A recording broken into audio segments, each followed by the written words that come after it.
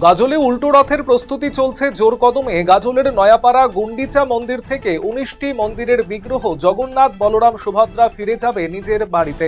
ফলে ভারাক্রান্ত মন রায় বাড়ির ভক্তদের।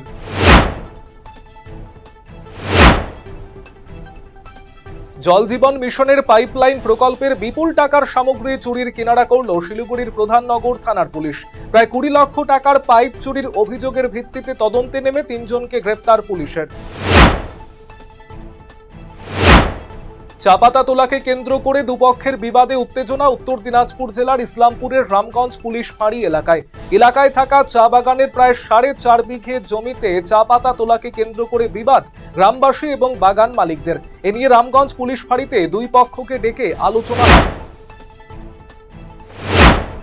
গ্রাহক স্বার্থবিরোধী বলে দাবি করে স্মার্ট মিটার বসানোর প্রতিবাদে রায়গঞ্জে আন্দোলনে সামিল হল all Bengal electricity consumers association. সারা রাজ্যের কর্মসূচির অংশ হিসাবে বৃহস্পতিবার রায়গঞ্জ ব্লকের কমলাবাড়ি গ্রাম পঞ্চায়েতের অন্তর্গত মেহেন্দি গ্রামে মানববন্ধন কর্মসূচি পালন করেন সংগঠনের সদস্যরা।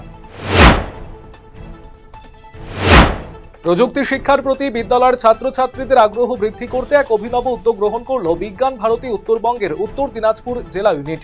পড়ুয়াদের আধুনিক প্রযুক্তির সাথে পরিচিত করতে ইটাহার উচ্চ বিদ্যালয়ের সভাকক্ষে আয়োজন করা হলো দুদিনের একটি বিশেষ ড্রোন প্রশিক্ষণ শিবিরের।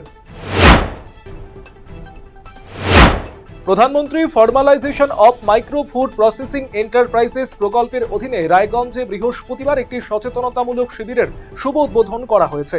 প্রশাসন সূত্রে জানা গিয়েছে, ক্ষুদ্র এবং মাঝারি খাদ্য প্রক্রিয়াকরণ শিল্পের সঙ্গে যুক্ত স্বনির্ভর গোষ্ঠী এবং ক্ষুদ্র উদ্যোক্তাদের সরকারি সুযোগ সুবিধা সম্পর্কে অবহিত করতেই এই শিবিরের আয়োজন।